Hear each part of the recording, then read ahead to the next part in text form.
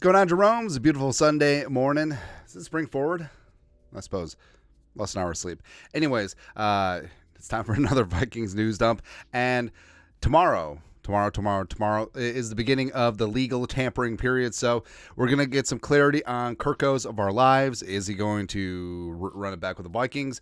Is he going to leave the Falcons? Maybe the Broncos? Who really knows? But there's some controversy over the weekend. So Kirko, I feel like Kirko's been very active on social media as of late.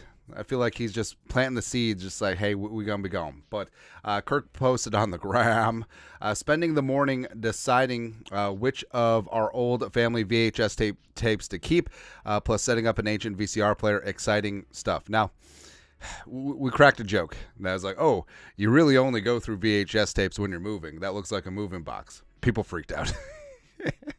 As people want to do. You don't know where that is. It could be in Michigan. And blah, blah, blah. Who cares? No one cares. I do not give two poops. But we need to talk about this more from just like a existential perspective. Because why does Kirk have so many VHS tapes? Because first off, so Kirk is slightly younger than me. I have zero goose egg, D'Angelo Russell VHS tapes. I barely have any DVDs because everything's digital now. I'm just waiting for Amazon to take all my movies away. But I don't get it. I just simply do not understand. And some of these movies, I see Rudy in there, whatever. But is Kirk secretly a hoarder? Like in the commercials and like the Netflix documentary, the house always looks very put together. But do they have a secret house in Michigan or, well, Georgia now, or where they just keep crap? I don't get it. I don't understand it. But anyways, although, when I was a kid, of course, VHS tapes were the thing. My favorite things were the dinosaurs shows, Not the Mama. That was a great show back in the day, man. Football news-wise. So Chris Jones is off the market. Schefter, Chiefs and five-time Pro Bowl defensive tackle Chris Jones reached agreement on record 5-year deal that includes $95 million guaranteed and allows KC to keep its top defender, blah, blah, blah, blah, blah, blah, blah. Deal is expected to be the highest average salary ever given to an NFL defensive tackle, and also reports have it around $32 million per year. So, Chris Jones gets paid, rightfully so. Now, he would have been a type of free agent that I would not have advocated for. Now, it would have been fun, sure, but we made the point yesterday that the Vikings, even if Kirk leaves, which seems likely, even if Daniil leaves, which seems likely, they need to still spend in free agency and get young pieces. Now, Chris Jones is 30, all right, so he's a little bit older of a piece. You could also make that case for Christian Wilkins, even though he's a little bit older too. But getting young pieces on immediately on their second deals into the fold, it does make sense. But Chris Jones off the market, but also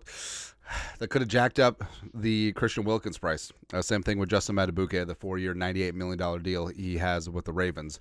Jerry Jeudy finally got traded. Feels like Judy's been almost traded for each of the last 3 years. It's crazy. But traded to the Browns for a 2024 5th and 6th round pick. Of course, Andrew Berry is the GM of the Browns, Kwesi's mentor, and all that stuff. And Jeudy, Judy's good from the slot, but I don't know. Like, should the Vikings have been in or at least inquired? Probably not. Jeudy is going to be up for his second contract very soon. I think the Vikings, again, another exceptionally deep wide receiver class. I think they could get some interior help, some slot receiver help in the draft. But it is interesting to note that he's finally done. Are the Broncos completely just imploding?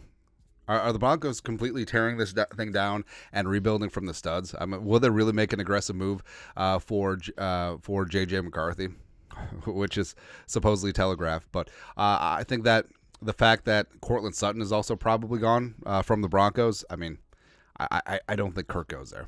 I just really don't. Plus, stupid ass Sean Payton. Come on. Speaking of quarterbacks, so Adios Mio. Purple Persuasion put this together. Per Darren Doogie Wolfson, the Vikings could pursue Sam Darnold and Zach Wilson as a potential bridge if Cousins leaves. Wolfson said the steam on Darnold is legit and that he is near the top of the Vikings list of veteran bridge quarterbacks. They've also done some homework on Wilson. Now, this needs to be an either-or situation. This cannot be both. Because if it's both, I feel like the Vikings may sit out drafting a quarterback, which would just be so stupid given their placement in the draft order, as well as the quality and caliber and depth of this class of prospects. Oh, they haven't played a single down yet. Don't care. They certainly have that potential. But I understand that Zach Wilson had that potential. Number 2 overall pick in 2021. I understand that Sam Darnold had that potential. Number 3 pick in 2018. I ain't about it. Man. Like, I would prefer Darnold because I think that his floor is a lot higher than Wilson. I think Wilson may just be broken at this point. Now, could you say that in the right spot, Wilson could succeed? Sure. I mean, there's a simulation out there, maybe one time out of 100 where Wilson works out. But I think Darnold has just had a bad roll of the dice. And I think that at minimum, he could be a decent veteran backup quarterback. At maximum, maybe he pans out of that potential that made him such a high draft pick back in the day. But Wilson, I just don't see it. Like, Sam Darnold played some good ball. He played some bad ball. Zach Wilson played average at times, as well as some of the worst quarterbacking that we've seen in the league in the last couple of years. So, again, I understand that they're probably just doing diligence on everyone. I think that they're just reading the tea leaves, probably more interest in Darnold because he is an open free agent, and Zach Wilson would require some swapping of draft capital. But nah. So what's interesting here is if and when Kirk Cousins leaves, the Buccaneers are apparently prepared to let Baker Mayfield officially test the market. Now, the Buccaneers re-signed Mike Evans, and they're hoping to bring back Baker, who signed a 1-year prove-it deal after stints in Carolina, as well as a nice little run with the Rams 2 years ago. And he was great this year with the Buccaneers, led them to a division title, and really rejuvenated his career. And the former number 1 overall pick in the draft 2018 back in the day, looks to get paid. And I think that spot rack's estimate, $27.1 million per year, is low. I think that he's probably going to get $30-35 million per year. But the whole thing is, I understand that Baker, he has a good arm. He's accurate when he wants to be. He will make mistakes when he wants to. His leadership is fiery. He's funny. There's a lot to like about Baker. But if they do sign Baker, I think that they first off, if they sign Baker, I think it'll be a 3-4 year deal, and I think that they would pass on drafting a quarterback, which I would prefer them not to do. So basically, you're banking on Baker to string together 2 good years, and he's proven throughout his career that he is incapable of doing that. But it would be a great spot for him here in Minnesota with the weapons, with the tackles, with Kevin O'Connell. But if you told me that the Vikings would sign Baker to like a 3-year deal, which is basically a 1-year deal with the guaranteed money front loaded, and they still drafted a quarterback, so they would have flexibility if Baker sucks or if the rookie is ready to go, where they could move on in 2025 or at minimum 2026. Sure, but I don't know, man. Next, Pro Persuasion. According to Shooter, Charlie Walters of the Pioneer Press, Danielle Hunter is expected to cost in the range of $70 million over 3 years, with nearly $40 million guaranteed. I'm fine with that. So it would be just south of $25 million per year. That $40 million guaranteed is very low. I would bring Danielle back at that price point. And I know getting rid of all the veterans, blah, blah, blah, blah, blah, blah, blah. But Danielle is still in the thick of his prime. THICC turns 30 in October, coming off a career-high 16.5 sacks as well as tackles for loss. And he's proven that he can work well with Flores. And also he plays the run. He's great in the locker room. He's a team leader here. So, yes, I would do that deal. I think that he'll get more, but I would make that happen. And also, if Kirk Cousins leaves, you're trying to take advantage of the starting quarterback on his rookie deal. So that's 3-4 years before he's eligible for an extension. And Danielle, I think, has 3 or 4 years of his prime left. So it would sync up. Also on the edge. So Josh Sweat's on the market. Tom Pelissero. The Eagles are having trade calls on defensive end Josh Sweat, sources tell me, and Rap Sheet. Sweat has 35 career sacks and is still only 26 years young.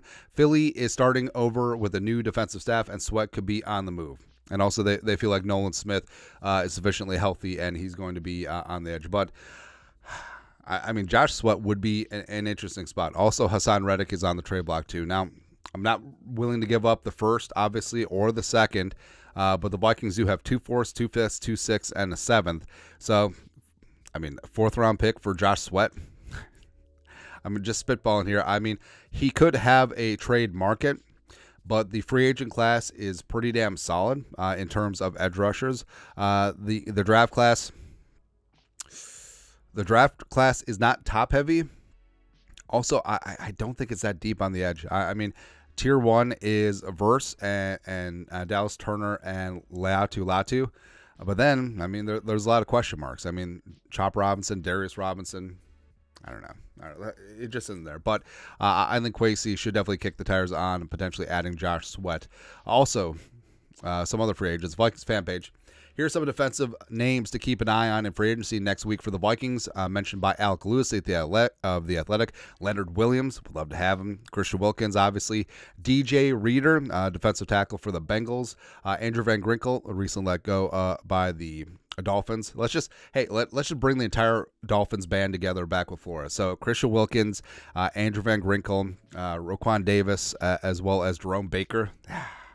And Kyle Van Noy, why not? Denico Autry, as well as Jerome Baker. Frankie Louvu, I feel like Frankie Louvu is one of the more underrated linebackers in the league. He was teammates at Washington State with Hercules Manaafa, our guy. Bad Manaafa. Bark on the day. Tre'Davious White was a cap casualty in Buffalo. Skull SU, but also can't really stay healthy. Chidobe Awuzie, recently of the Bengals, formerly of the Cowboys, is out there, as well as Darius Williams, even though he's visiting the Giants right now. These players either have ties to the coaching staff or are top options at a position of need. So, I mean, it's clear that the Vikings, they want to add size in free agency, which is fantastic. Williams, Wilkins, and Reader at their respective prices, I would be fine with either one of them. Lastly, so Greg Joseph, last couple of years, has had good moments. He's been clutch at times. He's been erratic at times. Now, do the Vikings bring him back? He is a free agent, but some other kickers available in free agency. Nick Folk is out there. Brandon McManus, former Bronco.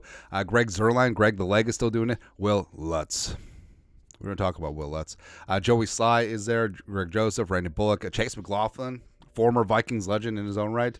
Then he got revenge against us with the Bengals. Crazy. But, the Vikings, I mean, could have some shifting at the kicking position, as I like Greg Joseph. I'm not in love with him, so we'll go from there. But, yeah, just kind of glad that we're wrapping things up, making that corner, and eventually going to get some answers here very, very soon.